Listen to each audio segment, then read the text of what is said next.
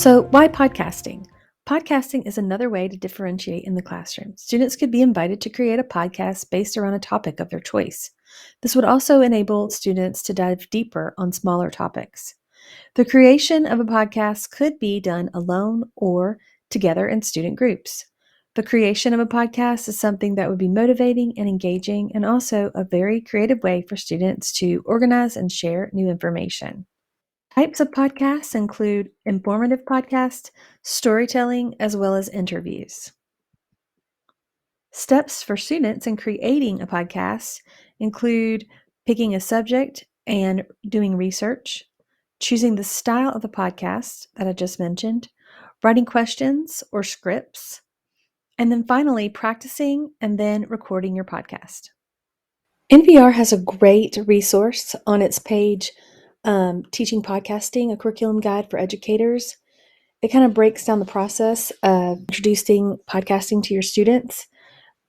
It includes learning about podcasting, planning, production, information for you, as well as lesson plans for introducing podcasting to your students. It has them listen to some samples of podcasts and then gets them to leave with an understanding of how podcasts are structured. And I love that they point out that students should walk away from the lesson understanding that there isn't just one right way to tell a story. So I really love this resource that they've created. They also have the NPR Student Podcast Challenge is also something they offer that would be a fun way to motivate your students to enter a competition of creating their podcast. In fact, some of the most recent winners are from our local area. Fun thing this morning, we are announcing the middle school winners of NPR's 4th annual Student Podcast Challenge. The students, a team of 4, are from a small Texas town just east of Dallas. Their podcast digs into social media habits and fake news. NPR's Corey Turner brings us their story. One way that you can have students create a podcast is to use WeVideo. So first, you're going to want to record a voiceover. And you can have students do that two ways in WeVideo.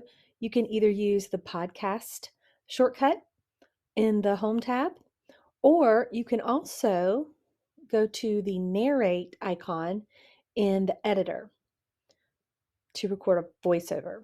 Then you're going to want to add multiple audio tracks. So the plus icon at the bottom where it says track, if you click that, it will add multiple tracks.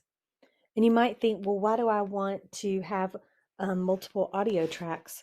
But one reason is when you're recording a podcast, you're going to want to have music, and students might also want to be able to add sound effects. So by adding multiple tracks for each of these components, you will have more control over editing the podcast. You can also add audio that is in the WeVideo Essentials library, and you can do this by going to audio, and then you can either add music or sound effects. And then once you have finished recording your podcast, you want to export your audio only. And so you would just click audio only to create your podcast. And another option is that you can create a podcast by using a video. So you can turn any video into a podcast by selecting the audio only format on the export page. And then that would turn it into a podcast using only the audio from the video.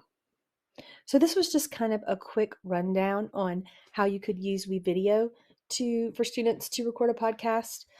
They have this really handy step-by-step tutorial on their website.